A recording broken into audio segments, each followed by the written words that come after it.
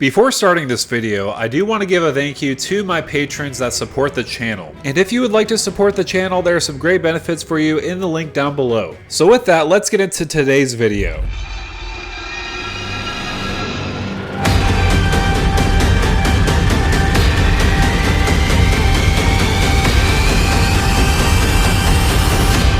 Hey, what's going on YouTube? This is Devin coming back at you with another video today on PubStomp MTG. So I know this is kind of early to tell, but this is one of my favorite sets of the year and possibly one of my more favorite sets of all time.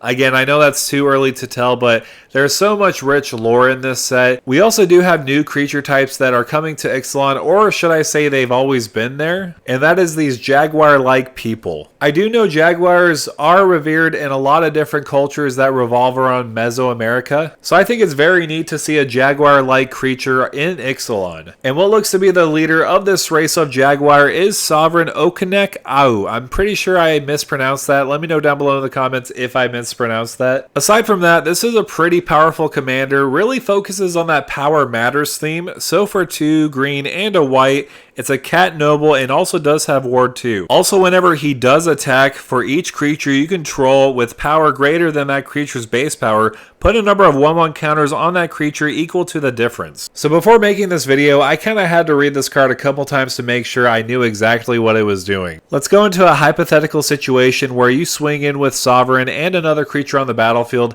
Let's just say that creature has a base power toughness of 1/1, and let's just say there's about 2 counters on it. When you swing in with Sovereign and that other creature, Sovereign will look at the creature and say, hey, that's a 1/1, but it does have 2 1/1 counters on it. Since it has 2 more power than its base power of 1/1, the Sovereign will then put an additional 2 1/1 counters on it. The same could be applied to Craterhoof Behemoth, for example. Say, for example, you have 10 creatures on the battlefield, you swing with all of them with Sovereign on the battlefield, they all get +10/+10, and with Sovereign's attack trigger, you will then put an additional 10 1/1 counters on them. So again, I want to make sure I'm reading this right because this seems way too powerful for its own good. Other than that, I'm going to give you an overview of this deck tech for Sovereign Okinec Ahau. So like my other deck techs, I do want to talk about some support cards in the deck to really boost up your power, then also talk about the strategy, what kind of creatures you're putting in the deck, and then later on talking about the win conditions. So first of all, let's talk about the support cards of the deck. I find myself putting Tribute to the World Tree in basically any green deck that I could put it in because it has great utility of either drawing a card if the creature card you put on the battlefield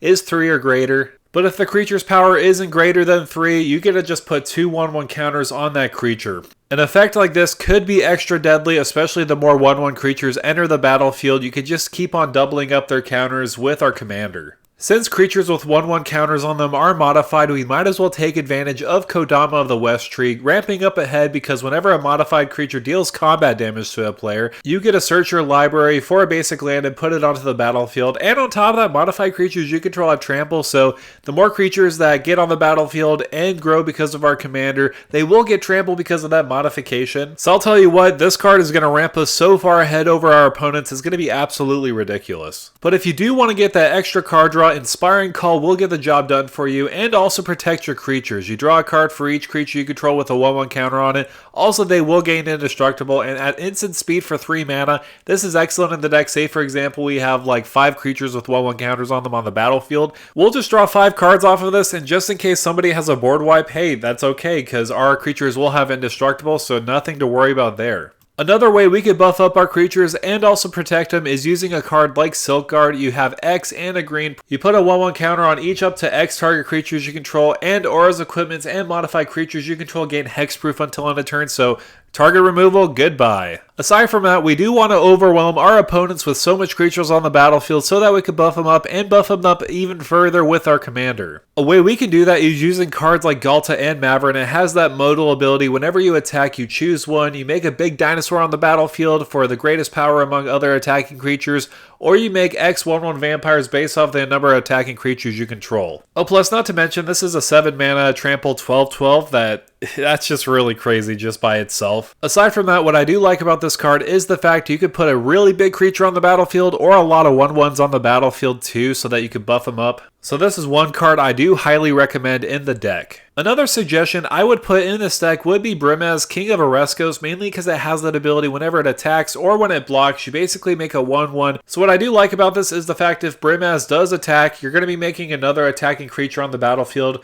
But if you do block with Brimaz, you're going to be making another cat creature token on the battlefield blocking with Brimaz. So all that just for 3 mana being a 3/4 and Vigilance. This is a very good card in the deck, no question about it. Another great selection in this deck would be Maya Bredegard Protector, mainly because it has that ability of giving other creatures you control +1/+1. It has that Anthem staple to this card. And it basically has that ability whenever a land enters the battlefield under your control, you make a 1/1 white human warrior creature token. So that's a very good option because the more lands that enter the battlefield under your control, the more tokens you're going to be putting on the battlefield. Plus they do get buffed, and on top of that with our commander, we're going to buff them even further. Speaking of buffing your creatures, there's a lot of options to consider in this deck. The first one I did want to bring your attention to is Shalai, Voice of Plenty, mainly because it has that ability of you and planeswalkers you control have hexproof, and on top of that, you could pay 4 and 2 green to put a 1/1 counter on each creature you control. So this is an excellent card overall in the deck, mainly because it gives protection to you, planeswalkers, and other creatures you do control, and you could constantly buff up your creatures,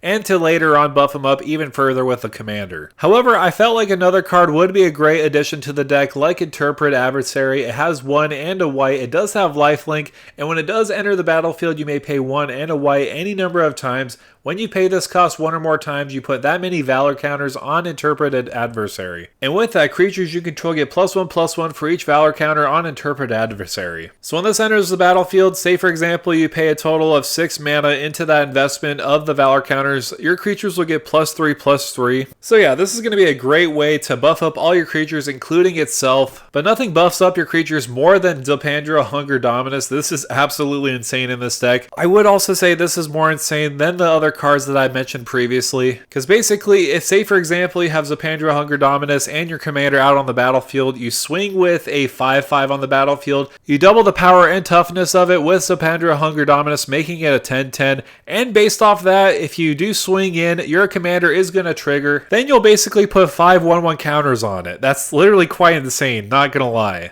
So to be honest, this could be a good game closer. However, I do also want to talk about some other options that could close out the game pretty efficiently. And the first card I do want to point out is Cathar's Crusade. The more creatures that enter the battlefield, the more you can buff up all your creatures on the battlefield. This is quite insane because it also includes non-tokens and tokens. But nothing says Alpha Strike more like a Chromos. Well, this is insane because it has that ability of if you control your commander, you may choose both modes. So the first mode reads, creatures you control gain Flying, Vigilance, and Double Strike until end of turn. Or with that second mode, creatures you control gain Lifelink, Indestructible, and Protection from all colors until end of turn. So if you do have your commander out on the battlefield, this is probably one of the best ways to close out the game, no question about it, because you give them all those stats. However, another fun include I did want to mention to you is Giselle Goldmane. For 4 mana, it does have First Strike, but most importantly, it does have that activated ability by paying 3 and double white. Attacking creatures you control get +X/+X until end of turn, where X is the number of attacking creatures. So let's just go into a hypothetical situation. Say for example, you're attacking with 10 creatures on the battlefield. You'll give all your creatures +10/+10, and on top of that, if you do have your commander out on the battlefield, all your creatures will get 10 +1/+1 counters on them too. So yeah, that might seem like overkill, but this is what the commander's really doing. It's a very overkill kind of commander, putting so much 1/1 counters on all your creatures. But if you do want to ensure victory, you could use overrun effects like Overwhelming Stampede, Craterhoof Behemoth, and Moonshaker Cavalry that essentially get the job done. The more creatures you do have on the battlefield, the bigger all your creatures are going to become, and with your commander out on the battlefield, of course I'm going to re-emphasize this, the more 1/1 counters you're going to be putting on them. So yeah, Overwhelming Stampede and Craterhoof Behemoth are classic all-stars as far as overrunning your opponents, but Moonshaker Cavalry could be pretty potentially good in this deck because it'll give your creatures flying and +X/+X. So yeah, basically Selesnya Colors is all about having a lot of creatures on the battlefield, buffing them up, then swinging it into your opponents. I feel like that's kind of the common theme with a lot of Selesnya decks. This is no exception. But I do feel like that's what makes this commander very powerful, is the fact that it could just overwhelm your opponents even further, making your creatures even bigger based off of the original power they do have compared to the power they do have now. Let me know down below, what are your thoughts and opinions about this commander? Again, I feel like this is very powerful, almost like an overkill commander in a way, because if you do have a lot of creatures and a lot of counters on them, it's just going to have that much more counters be put on them with Sovereign. Anyways, thank you you guys so much for watching by. Please make sure to like, share, and subscribe to the channel. And with that out of the way, thank you for stomping by.